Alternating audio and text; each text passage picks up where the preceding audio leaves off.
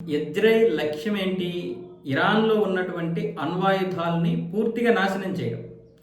ఈ యుద్ధము ఇజ్రాయెల్కి ఎందుకు అంత ఆవశ్యకం అంటే, ఇరాన్ ఎట్టి పరిస్థితుల్లోనూ అణ్వాయుధాలు తయారు చేయకూడదు. అణ్వాయుధాలు తయారు చేస్తే ఇక ఎప్పటికీ కూడా ఇజ్రాయెల్కి అది ముప్పే.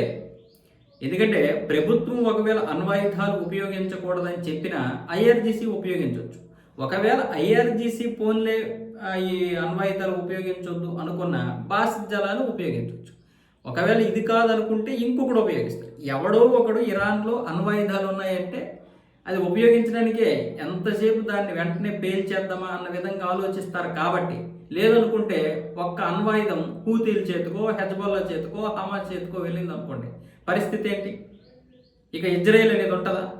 అందుకే ఇజ్రాయెల్ ఏంటి, ఈ యుద్ధంలో అణ్వాయుధాలు తయారు చేసేటటువంటి ప్లాంట్లని పూర్తిగా నాశనం చేయరు.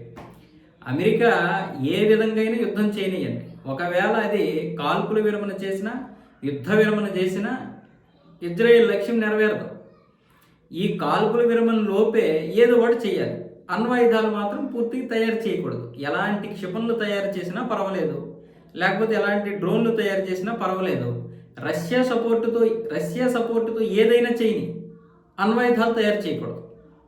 అందుకే ఇప్పుడు ఇజ్రాయెల్ ఈ యొక్క అణ్వాయుధాల మీద పడింది. ముఖ్యంగా అరాక్లో ఉన్నటువంటి హెవీ వాటర్ రియాక్టర్, అలాగే యాజ్డ్ ప్రావిన్స్లోని ఎల్లో కేక్ ఉత్పత్తి కర్మాగారాలపై ఇజ్రాయెల్ మరియు అమెరికా రెండు సంయుక్తంగా చేసినటువంటి దాడిలో వీటికి తీవ్రమైనటువంటి విఘాతం ఏర్పడింది. కానీ ఇరాన్ మీడియా ఏం చెప్తుంది? ఈ దాడి నిజమే, దాడి జరిగింది, కానీ ఎలాంటి రేడియేషన్ సమస్య లేదు, అలాగే ఇక్కడ ఎటువంటి ప్రాణ నష్టం కూడా లేదని అటు ఇరాన్ మీడియాతో పాటు ఐఆర్జీసీ కూడా చెప్పింది. ఐఆర్జీసీ ఏమంటుంది? దీనికి మేము 10 రెట్లు ప్రతీకార దాడులు చేస్తామని కూడా అదే న్యూస్ పత్రికలో ప్రకటించడం జరిగింది.